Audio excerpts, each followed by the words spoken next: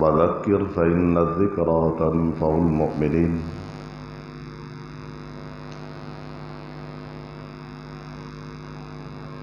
رب اشرح لي صدري ويسر لي أمري واحلل عقدة من لساني يفقهوا قولي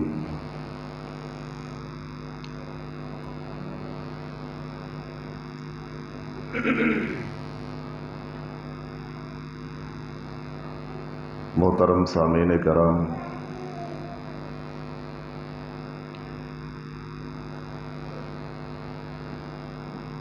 ہماری زندگی کا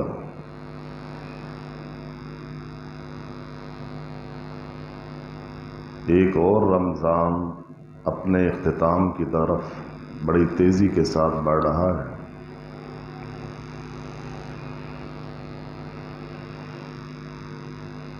خوش نصیب ہیں وہ لوگ جنہوں نے اس ماہ مقدس کو پایا اور اس کا حق ادا کرنے کی پوری کوشش کی۔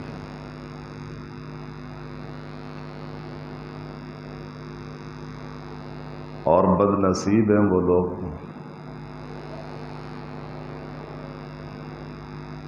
جنہوں نے اپنی زندگی میں اس ماہ رمضان کو پایا اور پھر بھی اپنی زندگی میں کوئی تبدیلی نہ لا سکے۔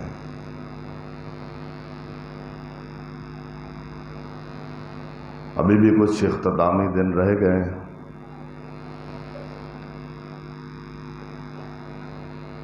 مسلمان ہونے کی حیثیت سے مکمل کوشش کریں کہ اس ماہ مقدس سے فائدہ اٹھائیں۔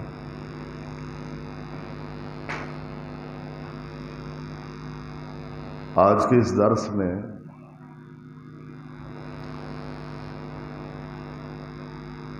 سیدنا عثمان رضی اللہ عنہ کا ایک خطبہ ہے، وہ آپ کے سامنے رکھنا ہے۔ اس دعا کے ساتھ کہ اللہ رب العالمین ہم سب کو سننے سنانے کے بعد عمل کی توفیق دے۔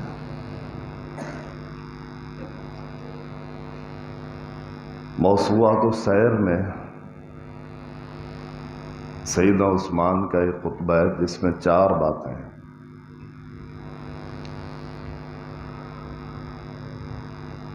سیدنا عثمان فرماتے ہیں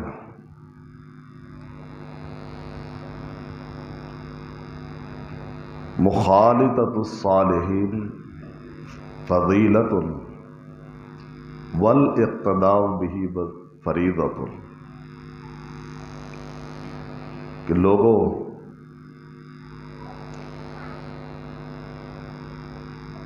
پرفتن دور ہے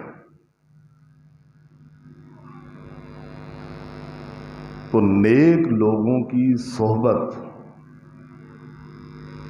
یہ فضیلت والا عمل ہے۔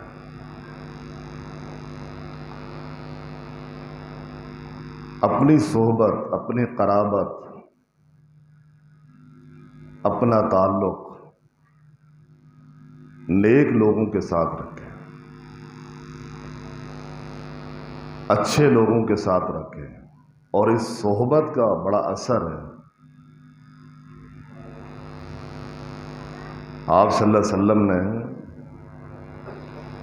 مثال سے سمجھایا تھا، یہ جو دوستانہ ہے، یارانہ ہے، تعلقات ہیں، آپ صلی اللہ علیہ وسلم نے فرمایا کہ اچھے دوست کی مثال عطر فروش کی ہے اور برے دوست کی مثال لوہار کی ہے، بھٹی والے کی ہے۔ عطر فروش سے دوستی ہوگی چاہے آپ عطر نہ خریدیں، لیکن پھر بھی آپ کو خوشبو محسوس ہوگی۔ یہ اچھی دوستی کی مثال دی آپ صلی اللہ علیہ وسلم نے، اچھی صحبت کی مثال دی۔ اور اگر لوہار سے دوستی ہوگی، اس سے تعلق ہوگا، چاہے آگ آپ کو نہ پہنچے لیکن اس کی تپش ضرور محسوس ہوگی۔ اور آج کل کے دور میں اگر میں یہ کہوں تو غلط نہیں ہوگا، یہی صحبت سب سے بڑا بگاڑ کا سبب ہے، بچوں کے لیے، بڑوں کے لیے۔ صحبت کا اثر ہے، جن کے ساتھ اٹھتے ہیں، جن کے ساتھ بیٹھتے ہیں، ان کی تربیت نہیں، بے دینی، گناہوں کے حوالے سے۔ سیدنا عثمان کہتے ہیں کہ نیک لوگوں کی مجلس، ان کے ساتھ بیٹھنا یہ فضیلت والا عمل ہے، اور ان کی اقتداء کرنا یہ فرض ہے۔ وہ جو اچھی اچھی باتیں بتائیں، قرآن و سنت کی باتیں بتائیں، ان پہ عمل کرنا فرض ہے۔ اگر میں یہ کہوں تو غلط نہیں ہوگا کہ سیدنا عثمان نے آپ کو پوری زندگی گزارنے کے اصول بتا دیے، اور پہلی بات یہ کی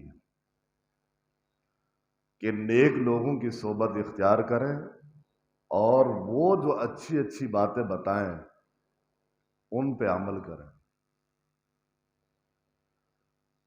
اور اس کی ہزاروں لاکھوں مثالیں ہوں گی۔ اسی طرح دوستانے میں، یارانے میں کوئی نیکی کی بات بتا دی، کوئی قرآن و سنت کی بات بتا دی، ایک بندے نے اصلاح کر لی،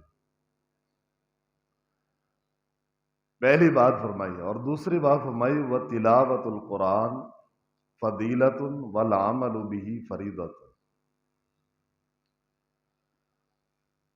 قرآن کی تلاوت کرنا یہ فضیلت کا کام ہے، اور اس پہ عمل کرنا فرض ہے۔ قرآن کا ٹارگٹ، بھیجنے کا مقصد صرف تلاوت نہیں ہے، تلاوت کرنے کی فضیلت ہے، ثواب اور اجر کا باعث ہے، لیکن صرف یہی مقصد بھی نہیں۔ آپ صلی اللہ علیہ وسلم کو سب سے بڑا معجزہ اللہ نے قرآن دیا ہے، اور اس سے آپ نے اپنا تعلق، گہرا تعلق بنانا ہے۔ اور یہ رمضان کا مہینہ اچھا موقع ہے۔ تلاوت القرآن، تلاوت بھی کس کو کہتے ہیں، اور تعلق کیسا ہونا چاہیے؟ تلاوت تلبن سے نکلا ہے۔ تلبن اس اونٹنی کے بچے کو کہتے ہیں جو اپنی ماں کے پیچھے پیچھے چلتی ہے۔ مطلب تلاوت ایسی کریں کہ اس قرآن کے پیچھے پیچھے چلیں، قرآن کو اپنا قائد بنا لیں، رہنما بنا لیں، ایسی تلاوت۔ اور ایسا نہ ہو جیسا حدیث میں آتا ہے لا یبقى من الاسلام الا رسمه ولا یبقى من القرآن الا اسمه، کہ ایک وقت آئے گا، آپ صلی اللہ علیہ وسلم، اسلام صرف رسموں کی حد تک رہ جائے گا، اسلام میں سے کچھ باقی نہیں بچے گا، الا رسم، مگر صرف رسم ہے۔ شادی آ گئی، موقع ہے، دیکھا دین کیا کہتا ہے، غمی میں پتہ چل گیا دین کیا کہتا ہے، ضرورت کے وقت پتہ چلا دین کا مطلب یہ ہوتا ہے، تو صرف رسموں کی حد تک اسلام باقی ہے۔ اور آج بھی یہ بات بالکل غلط نہیں ہے کہ صرف اور صرف چند عادتیں اور چند عبادتوں کے علاوہ اسلام کچھ بھی نہیں۔ آپ صلی اللہ علیہ وسلم نے فرمایا تھا سارے اسلام کے کڑے ٹوٹتے جائیں گے، ٹوٹتے جائیں گے، ٹوٹتے جائیں گے، آخر میں جو کڑا ٹوٹے گا وہ نماز کا ہوگا۔ کتنے لوگ مسلمان 5 وقت کے نمازی ہیں رمضان کے علاوہ؟ تو تلاوت قرآن کرنی ہے، اور ایسے کرنی ہے کہ اپنا قائد قرآن کو بنا لینا۔ اور اگر کوئی شخص عملی طور پر قرآن کے ساتھ تعلق جوڑے گا پھر وہ اہل خاص ہے، حدیث میں آتا ہے وہ اللہ کا خاص ہے۔ ایسے شخص کے بارے میں اللہ کے رسول صلی اللہ علیہ وسلم ہے وَلَن تَهْلِكُوا أَبَدًا، کبھی بھی ہلاک اور برباد نہیں ہوگا، کبھی گمراہ نہیں ہوگا، کبھی فتنوں کا شکار نہیں ہوگا۔ کون سا شخص جس کا تعلق قرآن سے ہے؟ اور دوسری بات اسی میں فرمائے وَالْعَمَلُ بِهِ فَرِيضَةٌ، اس قرآن پہ عمل کرنا فرض ہے، اور قرآن اسی لیے ہے۔ اور اللہ کے رسول صلی اللہ علیہ وسلم کا فرمان ہے اگر عملی تعلق ہوگا، عملی چھوٹی سی چھوٹی بات پر بھی عمل کریں گے، اس کے فوائد اللہ کے رسول صلی اللہ علیہ وسلم کی زبانی بے شمار ہیں۔ ایک حدیث میں آتا ہے 3 لوگوں کے لیے اللہ کے رسول صلی اللہ علیہ وسلم نے فرمایا کہ اللہ ضامن ہے، 3 لوگوں کے لیے اللہ ضامن ہے۔ دوسری بات فرمائی ان لوگوں کو اللہ تعالیٰ رزق دے گا۔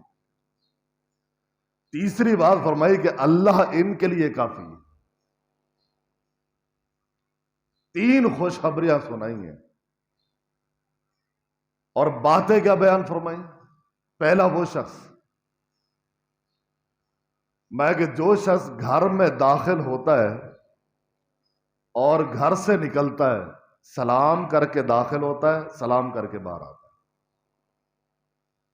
پہلا یہ شخص ہے۔ اور قرآن نے کہا فَإِذَا دَخَلْتُمْ بُيُوتًا، جب بھی داخل ہوں گھر کے اندر سلام کریں، پہلا یہ شخص ہے۔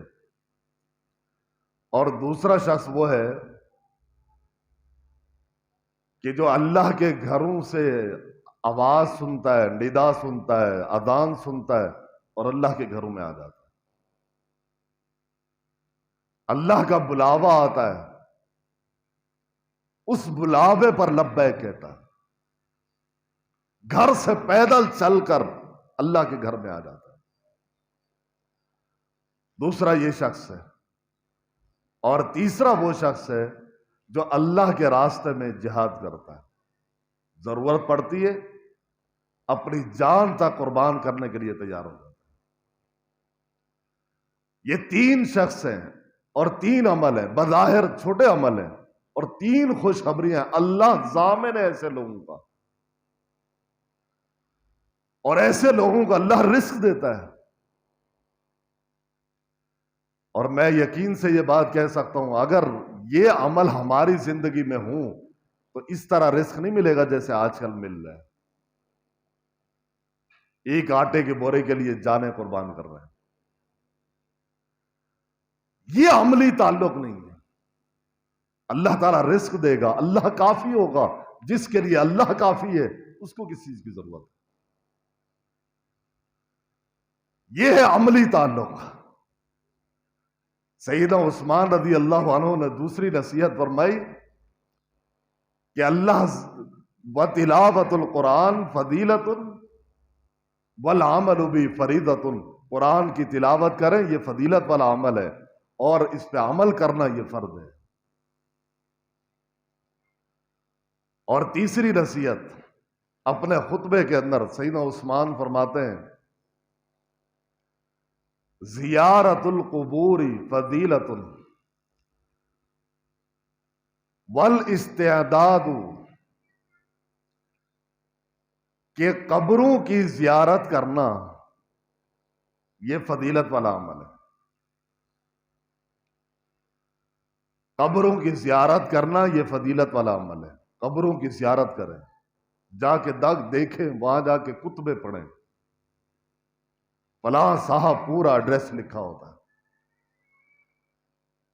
اور یہ لوگ بھی کبھی ہم جیسے تھے، وقت ختم ہو گیا، آج قبر میں لیٹے۔ قبروں کی زیارت کرنا یہ فضیلت والا عمل، اور یہ قبروں کی زیارت انسان کی لذات کو توڑ دیتی ہے۔ آخرت کی موت آتی ہے، آخرت کی ذکر، آخرت کی یاد آتی ہے۔ موت سامنے آتی ہے، تو لہذا قبروں کی زیارت کریں۔ سیدہ عثمان رضی اللہ عنہ، آپ صلی اللہ علیہ وسلم بھی جب بھی قبرستان جاتے تو زاروں قطار آنکھوں سے آنسو ہوتے اور یہی کہتے صحابہ سے، اس جگہ کی تیاری کر لو۔ الموت قدح کل نفس شاربها، موت ایسا پیالہ ہے جس کو ہر شخص نے پینا ہے۔ والقبر باب کل نفس داخل ہوا، قبر ایسا دروازہ ہے جس سے ہر شخص نے داخل ہو۔ آپ صلی اللہ علیہ وسلم صحابہ کو کہتے تھے اس جگہ کی تیاری کر لو، اور یہ بھی فرمایا والقبر افظع من، سب سے مشکل ترین گھڑی آخرت کے سفر کی یہ قبر ہے۔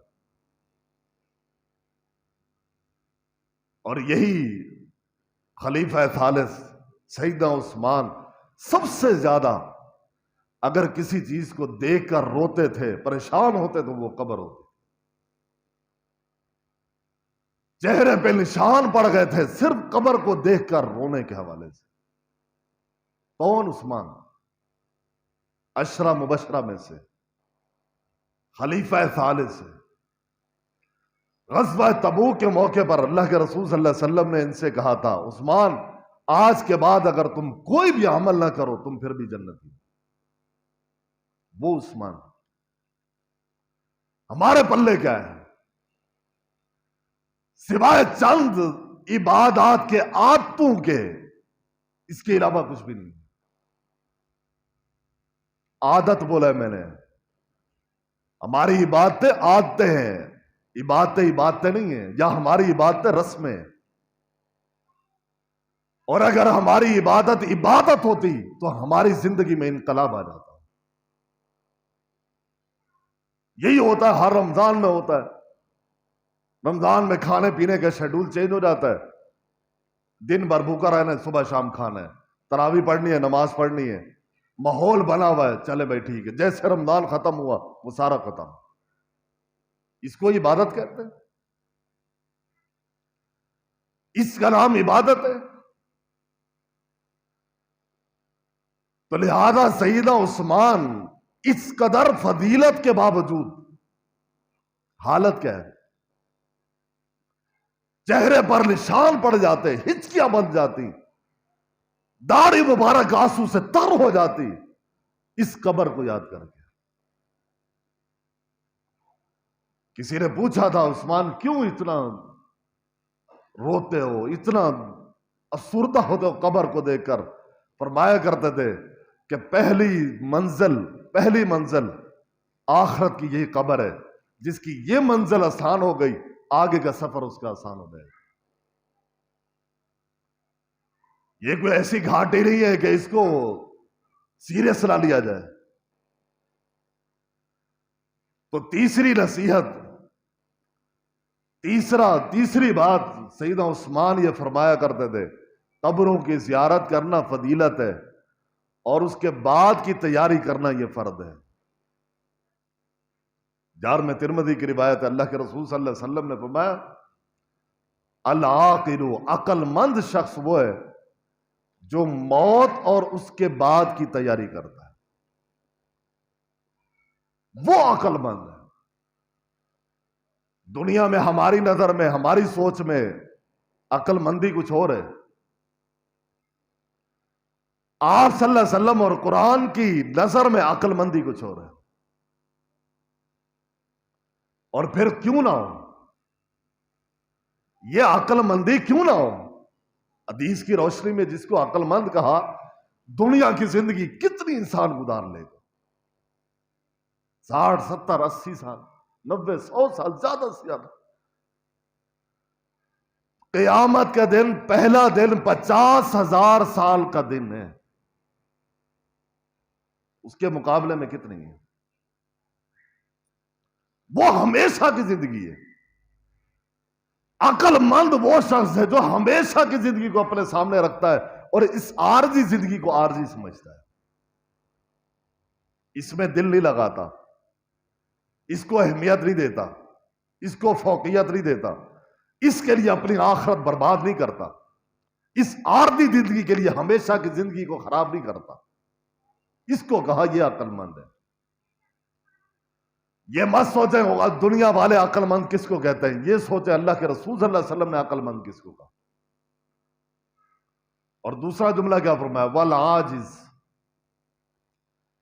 بے وقوف شخص وہ ہے، بے وقوف شخص، من اتبع ہوا، جو شخص اپنی خواہشات کی اتباع کرتا ہے اور اللہ تعالی سے بڑی اچھی اچھی امیدیں رکھتا ہے. اللہ بڑا غفور و رحیم ہے، بڑا مہربان ہے، معاف کرنے والا ہے، وہ اتنا زیادہ رحم کرتا ہے وہ، اور اپنی خواہشات کی اتباع کر رہا ہے، اپنی منع نہیں کرتا. جب دل چاہتا ہے نماز پڑھ لی، جب دل چاہنے کی، جب دل چاہا قرآن پڑھا، جب دل چاہا کوئی نیکی کر لی. اور اللہ سے امیدیں بڑی اچھی اچھی امیدیں. معذرت کے ساتھ صرف امیدوں پہ جینا ہے تو پھر بنی اسرائیل اور یہودیوں کا حشر دیکھیں، ان کی بھی یہی امیدیں تھی. اللہ نے قرآن میں کہا لیس بامانیکم ولا امانی اہل کتاب، تم اہل کتاب کی طرح امیدیں مت باندھو. انہوں نے بھی امیدیں بڑی بڑی اچھی اچھی باندھی تھی، لیکن حقیقت میں عمل کچھ بھی نہیں تھا. یہودی بھی کہتے تھے اللہ کے ہم بیٹے ہیں، اللہ کے چہیتے ہیں، اللہ ہم سے محبت کرتا ہے، انبیاء کی ہم اولاد ہیں. اور کتنے بڑے اعزاز تھے، اللہ نے کیسا ذلیل کیا. یہ بے وقوف انسان ہے کہ جو اپنی خواہشات کی اتباع کرتا ہے، اپنی منمانی سے زندگی گزارتا ہے، اور سوچ یہ ہے کہ اللہ بڑا مہربان ہے، وہ تو معاف کرنے والا ہے، وہ چاہے تو مجھے معاف کر دے، اس کی اتنی صفات ہیں رحم کرنے والی. اللہ کے رسول صلی اللہ علیہ وسلم نے فرمایا یہ شخص بے وقوف ہے، یہ اپنی نظریات پہ آخرت کا سودا کر رہا ہے. اتنا سیریس مسئلے کو صرف اپنی سوچوں میں، ہمیشہ کی زندگی ہے، جنت جہنم ہے، اور اس زندگی کو اس نے صرف اپنی سوچ کے مطابق بنا لیا. تو سیدنا عثمان یہ نصیحت کرتے تھے، سیدنا عثمان کی فضیلت دیکھیں، اس کے باوجود قبر سامنے ہوتی تھی تو قبر کو دیکھ کر اتنا روتے تھے چہرے پہ نشان پڑ گئے تھے. اور مجھے سمجھ میں نہیں آتی، سوچ سوچ کے انسان فکر مند ہوتا ہے کہ ہمارے پاس کیا ہے. ان کے پاس اتنا کچھ تھا، اتنے عمل، اتنی اللہ کی رضا، اتنی سعادت دیں، اس کے باوجود یہ حال ہے. اور ہمارے پاس کچھ بھی نہیں ہے پھر بھی مطمئن زندگی گزار رہا، کوئی فکر نہیں ہوتی. لہذا اس بات کو سنجیدہ لینے کی ضرورت ہے. پوری زندگی اگر آپ نے اس ناعقلی میں گزاری تو آخرت کی زندگی کے ایک دن کے مقابلے میں ہی کچھ بھی نہیں ہوگی. پھر یہاں کیا ہوگا؟ غیر سیریس نہ لیں اس مسئلے کو، سیریس لے. مسلمانوں کا سب سے بڑا سیریس مسئلہ آخرت ہے. تیسری بات سیدنا عثمان نے یہ فرمائی. چوتھی بات یہ فرمائی وَعِيَادَةُ الْمَرِيضِ فَضِيلَةٌ وَالْوَصِيَّةُ وَاتِّخَاذُ الْوَصِيَّةُ فَرِيضَةٌ. بیمار کی عیادت کرنا یہ فضیلت والا عمل ہے کہ بیمار کی عیادت کرے. حدیث میں آتا ہے کوئی شخص صبح کسی بیمار کی عیادت کے لیے گیا، 70,000 فرشتے شام تک اس کے لیے دعائیں کرتے رہتے. شام کو گیا، صبح تک 70,000 فرشتے اس کے لیے دعائیں کرتے. فضیلت والا عمل ہے. لیکن سیدنا عثمان جو نصیحت کر رہے ہیں یہ سبق کے حوالے سے، اور یہ ایسی جگہ ہوتی ہیں کبھی کبھی قبرستان جانا، ہاسپٹل جانا، یہ انسان کی خواہشات اور جذبات کو توڑ دیتی ہے۔ انسان اپنی حقیقت کو پہچانتا ہے۔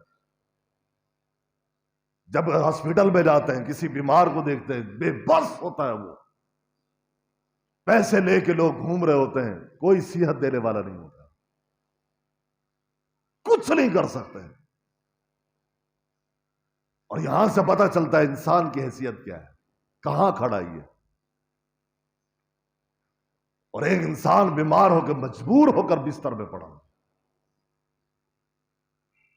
تو لہذا سیدنا عثمان جو سبق دینا چاہ رہے وہ یہی کہ دنیا کی لذتوں سے ہٹے، حقیقت کو پہچانے اور رب سے تعلق قائم کریں۔ تو پہلی بات فرمائی کہ مریض کی عیادت کرنا فضیلت والا عمل ہے، اور وہ جو وصیت کرے اس کو ماننا یہ فرض ہے۔ وصیت کا شریعت نے تاکید بھی کی ہے کہ اپنے پاس لکھی بھی ہونی چاہیے، اور اس کے بعد موجود ہونی چاہیے، کسی وقت بھی اللہ کا بلاوا آ جائے تو وصیت کے حوالے سے اس کے پاس ہو۔ تاکید ہے، اور اس کی وصیت پر عمل کرنا فرض ہے، لیکن شرط یہ ہے کہ وہ فضیلت، وہ وصیت دین کے مطابق ہو۔ خصوصاً اگر وراثت کے حوالے سے ہو تو دین کے مطابق ہو تو برا سا عمل کریں، اور اگر دین کے مطابق نہ ہو عمل نہ کریں، ورنہ پھر جانے والے کے لیے یہی وصیت ایک عمل جہنم میں جانے کے لیے کافی ہے۔ خدا نہ خواستہ کسی نے غیر شرعی وصیت کر دی، خصوصاً وراثت کے حوالے سے، اور بعد میں لوگوں نے اس پہ عمل کر لیا۔ حدیث میں آتا ہے ایک شخص 60 سال، ایک حدیث میں 70 سال عبادت کرے، اچھے اچھے عمل کرے، نیک عمل کرے، کوئی گناہ اور نہ کرے، کوئی بڑے گناہ اس کے پاس نہ ہو، اور صرف 60 سال کے بعد، 70 سال کے بعد جاتے ہوئے صرف یہ ایک کام کر دے کہ وصیت میں گڑبڑ کر کے چلا جائے، وصیت دین کے خلاف چلا جائے، وصیت قرآن و سنت کے خلاف کر کے چلا جائے، اللہ تعالیٰ نے ایسا سمجھے، وہ ایسا سمجھے، اس نے جہنم میں جانے کے لیے دستخط کر دی۔ یہی ایک عمل اس کو جہنم میں لے جائے گا۔ اس کی وصیت پر عمل کرنا فرض ہے، لیکن اگر غیر شرعی ہو تو اس پہ عمل کرنا برا کے لیے جائز نہیں ہے، اگر اس کو جہنم سے بچانا ہے۔ تو لہذا سیدنا عثمان نے لوگوں کو خطبہ دیا، اور اس خطبے کے اندر یہ 4 باتیں فرمائی ہیں، اور میں سمجھتا ہوں اگر یہ 4 باتیں کما حق ہو، ان کو پڑھا جائے، ان کو سمجھا جائے، ان کے ساتھ تعلق جوڑا جائے، تو انشاءاللہ ہماری زندگی اسلام کے ساتھ بطور رسم نہیں ہوگی، بلکہ عملی زندگی ہماری اسلام کے ساتھ ہوگی۔ لیکن شرط یہ ہے کہ ان چیزوں کو جو میسج سیدنا عثمان دینا چاہتے ہیں وہ میسج لے۔ تو لہذا آج اس موقع پر یہی آپ کو اور اپنے آپ کو نصیحت تھی کہ سیدنا عثمان نے جو خطبہ دیا تھا، جو درس دیا تھا، اس کو اپنے پلے باندھے، اور ان چیزوں کے ساتھ جیسے نصیحت کی ہے ویسے ہی تعلق جوڑے۔ اللہ تعالی ہم سب کو جب تک زندہ رکھے اسلام پہ زندہ رکھے، جب موت دے تو ایمان کی حالت میں موت عطا فرمائے، اور سیدنا عثمان کی نصیحتوں کو صحیح معنی میں اللہ تعالی ہمیں عمل کرنے کی توفیق عطا فرمائے۔ وما علینا الا البلاغ۔